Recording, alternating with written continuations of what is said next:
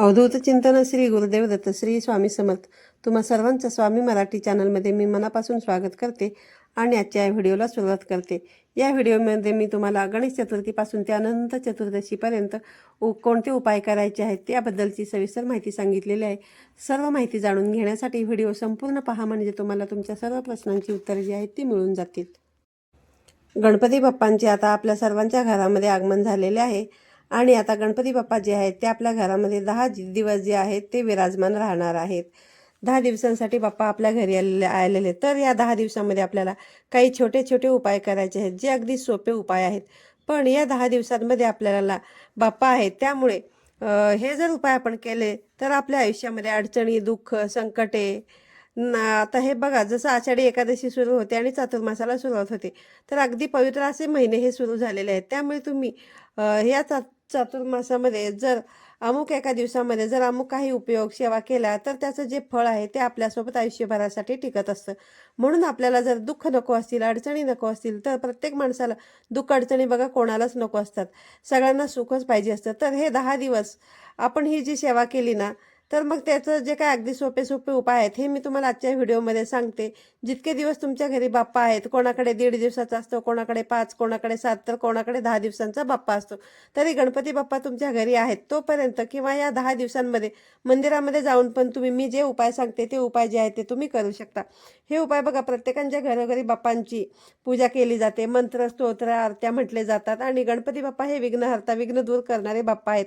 सुख करता आहेत, दुःख हरता आहेत. ते त्यांच्या भक्ताला भोळ्या भक्तीसाठी फक्त भुकेलेले हे देव असतात. तर त्यामुळे जो कोणी मनापासून त्यांची सेवा करतं, उपाय करतं, त्यांच्या आयुष्यामध्ये ते भरभरून सुख देत असतात आणि आपल्या आयुष्यातलं जे आलेलं दुःख, त्रास आहे ते दूर करण्यासाठी हे दिवस जे आहे ते खूप महत्त्वाचे आहे. कुठल्याही आर्थिक अडचणी असतील, शारीरिक, मानसिक कोणत्याही अडचणी असतील, तर त्या दूर करण्यासाठी तुम्हाला मी हे जे अगदी साधे सोपे उपाय सांगितले आहेत त्यातले जमतील तितके उपाय तुम्ही करा. जर स्त्री, पुरुष, मुलं, मुली कुणीही हे आहेत ना, हे उपाय करू शकतात. त्यासाठी कोणतंही बंधन नाही. सगळ्यात अगोदर म्हणजे बघा, दुर्वा. गणपती बाप्पांना दुर्वा खूप आवडतात, हे सगळ्यांनाच माहिती आहे. त्यामुळे दुर्वा गणपती बाप्पांना तुम्हाला अर्पण करायचं आहे.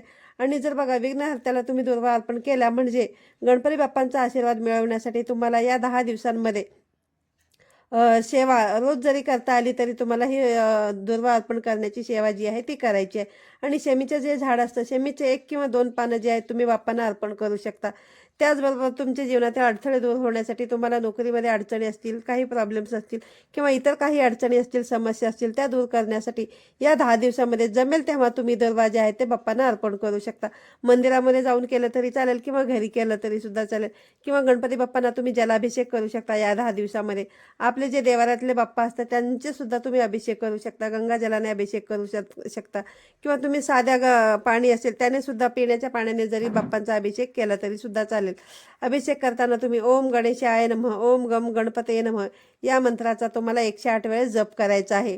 आणि जे काय पळी असते त्या पळीने तुम्हाला जो पाणी आहे ते बाप्पांवरती टाकत तुम्हाला हा असा अभिषेक करत 108 वेळा तुम्हाला हा जो मंत्र आहे ओम गम गणपतये नमः, श्री गणेशाय नमः, हे असं म्हणत तुम्हाला बाप्पांचा अभिषेक जो आहे तो करायचा आहे. यामुळे बाप्पांची नेहमी साथ आपल्यासोबत राहील. आपल्या चांगल्या काळामध्ये, वाईट काळामध्ये बाप्पा आपली साथ कधीही सोडणार नाहीत. नियमितपणे या दिवसामध्ये जर तुम्ही गणपती बाप्पांच्या नामाचा जप केला तर तुमच्या अडथळ्यांचा, समस्यांचा नाश करायचा असेल तर गणपती बाप्पांना तुम्ही या 10 दिवसामध्ये सतत तुम्ही जप करत राहा. ओम गम गणपते नमः, ओम गम गणपते. जेव्हा तुम्ही काम करताय, जेव्हा कुठे प्रवासाला वगैरे जाताय, तेव्हा सुद्धा तुम्ही सतत जरी नामस्मरण केलं ना तरी काही हरकत नाही. तुम्ही घरामध्ये कुठलं काम करत असाल तेव्हा सुद्धा तुम्ही गणपती बाप्पांचं मंत्र आहे, जप आहे ते करतील. जितके बघा मंत्र, स्तोत्र आपल्या कानावर पडतील तितके आपल्या घरामध्ये सकारात्मक ऊर्जा आहे ती निर्माण होणार आहे. आणि प्रत्येक वेळी ही जी गोष्ट आहे ती आपली अगदी मनापासून करत असतो. प्रत्येक गोष्टीमध्ये आपल्याला यश यावं. त्यानंतर बघा, बाप्पांना मोदकांचा नैवेद्य अर्पण करायचा आहे. गणपती बाप्पांना बघा मोदक हे अतिशय प्रिय आहेत आणि आपण बऱ्याचशा कथा गणपती बाप्पांच्या ऐकलेल्या आहेत. त्यामध्ये सुद्धा गणपती बाप्पांचे टी व्हीवरती सुद्धा तुम्ही गणपती बाप्पांचे चित्रपट वगैरे पाहिले असतील. त्यामध्ये सुद्धा बघा, लहान मुलांना सुद्धा गणपती बाप्पा आवडतात आणि लहान मुलांना सुद्धा माहिती असतं की गणपती बाप्पांना मोदक जे आहेत ना ते अतिशय प्रिय आहेत. त्यामुळे तुम्ही या 10 दिवसामध्ये गणपती बाप्पांना आहे ना जमेल तेवढं जास्तीत जास्त वेळ बाप्पांना मोदकाचा नैवेद्य अर्पण करायचा आहे, तो प्रयत्न करायचा आहे. किंवा दररोज जरी तुम्हाला नाही जमलं तरी निदान तुम्ही तुमच्या हाताने एकदा तरी का होईना गणपती बाप्पांना जो आहे ना तो मोदकांचा नैवेद्य अर्पण करा.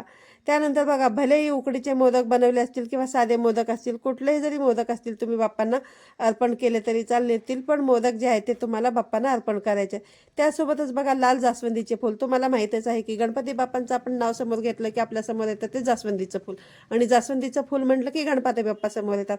कारण गणपती बाप्पांना आहे ना जास्वंदीचं फूल हे अतिशय प्रिय आहे. त्यामुळे या दिवसामध्ये बाप्पांना आपल्याला प्रसन्न करून घेण्यासाठी, आपल्याला गणपती बाप्पांना आपली मनातली इच्छा पूर्ण होण्यासाठी जास्वंदीचं फूल अर्पण करायचं आहे. त्यानंतर पिवळी फुलंसुद्धा तुम्ही बाप्पांना या ठिकाणी अर्पण करू शकता. गणपती बाप्पांचा आशीर्वाद मिळवून घेण्यासाठी तुम्हाला या 10 दिवसांमध्ये बघा, गणपती बाप्पांना आहे ना तुम्हाला जितकं पिवळे फुलं मिळतील, लाल फुलं मिळतील, ते तुम्हाला गणपती बाप्पांना अर्पण करायचे आहेत. त्यासोबतच गणपती बाप्पांना तुम्हाला लाल चंदन किंवा पिवळ्या चंदनाचा सुद्धा तुम्ही बाप्पांना टिळक जो आहे तो लावू शकता. तर अगदी सोप्या सोप्या गोष्टी ज्या आहेत ह्या मी तुम्हाला या व्हिडिओमध्ये सांगत आहे. अगदी यातल्या ज्या गोष्टी जमतील त्या गोष्टी तुम्ही या दिवसांमध्ये तुम्ही स्वतः करा किंवा तुमच्या मुलांकडून करून घ्या. आणि या दिवसामध्ये बघा, तुमच्या लहान मुलांकडून आहे ना अथर्वशीर्ष जर तुम्ही म्हणून घेतलं किंवा तुमच्या मुलांच्या कानावर जरी अथर्वशीर्षाचे शब्द पडले तरी त्याचा जो फरक आहे ना तो तुम्हाला खूप चांगला फरक जाणवेल. अथर्वशीर्षाचं पठण तुमच्या घरामध्ये झालंच पाहिजे. अथर्वशीर्ष हे बाप्पा आपल्या बघा, गणपती बाप्पांचं अथर्वशीर्ष खूप महत्त्वाचं आहे. याचे अनेक फायदे आहेत, हे मी तुम्हाला वारंवार एका व्हिडिओमधून सांगितलेलंच आहे आणि त्या संदर्भातला आपल्या चॅनलवर व्हिडिओसुद्धा आहे. आणि बघा, गणपती बाप्पांचा आशीर्वाद जे आहे ना, हे अथर्वशीर्ष जे आहे ना ते नेहमीच म्हटलं गेले पाहिजे. या दिवसामध्ये तर हे म्हटलंच पाहिजे, कारण बाप्पा आपल्या घरामध्ये विराजमान आहे. त्यानंतर गणेश यंत्र हे एक अतिशय आणि चमत्कारिक यंत्र आहे. त्याची स्थापना जी आहे ते तुम्हाला या 10 दिवसामध्ये शक्य झालं तर तुम्ही तुमच्या देवघरामध्ये जे आहे ते करू शकता.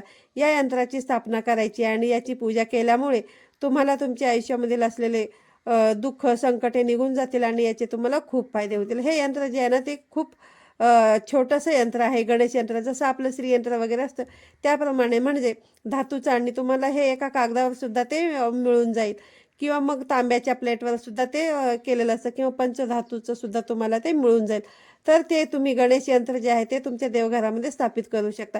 यामुळे तुमच्या कोणत्याही घरातील ज्या काही वाईट शक्ती आहेत, आणि आपल्या घरामध्ये जर वाईट शक्ती प्रवेश करत असतील तर त्या वाईट शक्ती हे श्रीयंत्र असेल तर गणेश यंत्र असेल तर आपल्या घरामध्ये त्या वाईट शक्ती ज्या आहेत त्या प्रवेश करणार नाहीत. आणि जसं आपण रोज देवघरामध्ये देवघरातल्या देवांना हळद कुंकू अक्षता अर्पण करतो तसंच या यंत्राला सुद्धा तुम्हाला करायचे. फार काही जास्त करायची गरज नाही, पण या गणेश यंत्रामध्ये खूप ताकद आहे. ते घरामध्ये स्थापित केल्यामुळे आपल्या घरामधील जे काही वाईट गोष्टी आहेत त्या वाईट गोष्टींपासून आपलं घराचं संरक्षण होतं. जर तुमच्या आयुष्यामध्ये खूप त्रास असेल, म्हणजे बघा एकावर एक संकटे सारखं सतत येत असतील, आर्थिक संकट, मानसिक, शारीरिक, सगळ्या बाजूने आपण सर्व संकटांनी ओढून गेलेलो आहे, सगळीकडे संकटांनी आपल्याला घेरलेलं आहे. तर असं वाटत जर असेल तुम्हाला तर सगळ्यात प्रभावी उपाय जो आहे तो म्हणजे या 10 दिवसामध्ये तुम्हाला कधीही जमेल तेव्हा तुम्हाला हत्तीला चारा खायला द्यायचा आहे. बघा, गणपती बाप्पांची कथा आपल्याला माहितीच आहे आणि गणपती बाप्पांचा आपण जर बघितलं तर चेहरा जो आहे ना तो हत्तीसारखाच आहे. त्यामुळे हत्तीसारखे सोंड त्यांना गणपती बाप्पांना असते, हत्तीसारखे सुपासारखे कान गणपती बाप्पांना आहेत. तर त्यामुळे या 10 दिवसांमध्ये तुम्हाला कुठेतरी हत्ती मिळाला तर त्या हत्तीला तुम्हाला हिरवा चारा जो आहे ना तो तुम्हाला नक्की खायला द्यायचा आहे. बऱ्याच ठिकाणी असं असतं बघा, थोडंसं शहराच्या बाजूला वगैरे काही ठिकाणी हत्ती असतात तर तिथे त्यांना आपण चारा खायला देऊ शकतो. किंवा समजा जिथे सर्कस वगैरे असतं त्या ठिकाणी सुद्धा हत्ती असतात आणि त्या ठिकाणी जाऊन सुद्धा तुम्ही हत्तीला चारा जो आहे ना तो तुम्ही खायला देऊ शकता. तुम्हाला या 10 दिवसामध्ये जमेल ना तेव्हा तुम्ही हा उपाय कधीही करू शकता. हा अतिशय प्रभावी असा उपाय आहे. या दिवसामध्ये जमल्यास तुम्ही नक्की प्रयत्न करा आणि योगायोगाने जरी दिसला तरी हिरवा चारा तुम्हाला हत्तीला खायला द्या. आणि यानंतर बघा, गणेश मंदिरामध्ये तुम्हाला जायचं आहे. घरामध्ये बघा एवढं पावित्र्य आपल्याला नसतं जितकं मंदिरांमध्ये असतं. त्या कारण मंदिरामध्ये फक्त स्तोत्र, मंत्र, आरत्या या म्हटले जातात आणि सगळेजण मंदिरामध्ये चांगल्या भावनेने येत असतात. आणि आपल्या घरामध्ये कसं आहे, आपल्या घरामध्ये बघा आपण इथे खातो जो तिथे झोपतो राहतो, कधी कधी घरामध्ये आपल्या भांडण होतात, क्लेश होतात, कलह होतात. त्यामुळे मंदिरामधले जितकं पावित्र्य आहे तितकं आपल्या घरामध्ये नसतं. म्हणून या 10 दिवसामध्ये जमेल तेव्हा मंदिरामध्ये तुम्ही जा, गणपती बाप्पांना दूर्वा, जास्वंदीचं फूल अर्पण करा. यामुळे तुमच्या आयुष्यातल्या बऱ्याचशा समस्या दूर होतीलच. 100% या उपायाने तुमच्या समस्या ज्या आहेत ना त्या दूर होतील. आणि गणपती बाप्पांना बघा, धनप्राप्तीची तुमची जर इच्छा असेल, तुमचे धन कमवण्याचे कमवण्यामध्ये काही अडथळे येत असतील, नोकरीमध्ये काही प्रॉब्लेम्स असतील, धनासंबंधित काही तुमच्याकडे प्रॉब्लेम असेल, कुठल्याही समस्या असतील, तर या 10 दिवसांमध्ये तुम्हाला गणपतीला शुद्ध तूप आणि गूळ अर्पण करायचं आहे. यामध्ये बघा, हे जे तूप वापरायचं आहे ते तूप जे आहे ते तुम्हाला शुद्ध गाईच्या तुपाचाच या ठिकाणी वापर करायचा आहे. गूळ हे गणपती बाप्पांना अर्पण करायचं आहे. तर त्यामुळे तुमच्या आयुष्यातल्या ज्या काही पैशाच्या समस्या आहेत त्या समस्या दूर होतील. आणि सगळ्यात महत्त्वाचं म्हणजे या 10 दिवसांमध्ये तुम्हाला जमेल तेव्हा तुमच्या इच्छेनुसार गरिबांना, गरजूंना, ज्यांना बघा खरोखरच अन्नदानाची वगैरे गरज आहे, ज्यांना खरोखरच मदतीची गरज आहे, अशा लोकांना तुम्ही अन्नदान करा. कपडे, फळ जे काही आहे ना ते तुम्ही दान करू शकता. यथाशक्ती तुम्हाला जितकं दान करायचे तितके तुम्ही करू शकता. 5, 10, 20, 25, 100, 200 जितकं तुम्हाला शक्य होईल तितकं तुम्ही यथाशक्ती तुमच्या परीने दान द्यायचा तो प्रयत्न करा. या 10 दिवसामध्ये दान हे जे आहे ना ते तुम्हाला जितकं शक्य होईल तितकं ते आपल्याकडून झालंच पाहिजे. त्यानंतर बघा काय होतं की पुण्यप्राप्ती, दान केल्याने आपल्यावरती आहे ना पुण्यप्राप्ती होते. आणि दानाने आपल्या डोक्यावर जर समजा आपल्या घरामध्ये एखाद्याला पितृदोष असेल तर तो पितृदोष जे आहे ना तो सुद्धा दानामुळे नष्ट होतो. हेही तितकंच महत्त्वाचं आहे. त्यामुळे पितृदोष घालवण्यासाठी तुम्हाला या 10 दिवसांमध्ये जमेल तेव्हा दान करायचं आहे. काहीतरी दान करा, पण तुमच्या मनावर आहे दान करायचं. त्यानंतर समजा तुमच्या घरामध्ये मुलगा आहे, मुलगा आहे, मुलगी आहे, लग्नयोग्य झालेले आहेत, पण त्यांचे कुठल्या ना कुठल्या कारण लग्न जुळत नाहीत. ते जुळवण्यामध्ये जर अडचणी येत असतील तर ते लग्न जुळून येण्यासाठी तुम्हाला शेवटी काहीतरी उपाय करायलाच लागतो. त्यामुळे मग या 10 दिवसांमध्ये गणपती बाप्पांना तुम्हाला मालपोवा जो असतो ना तो मालपोव्याचा नैवेद्य जो आहे तो तुम्हाला गणपती बाप्पांना दाखवायचा आहे आणि तो अर्पण करायचा आहे.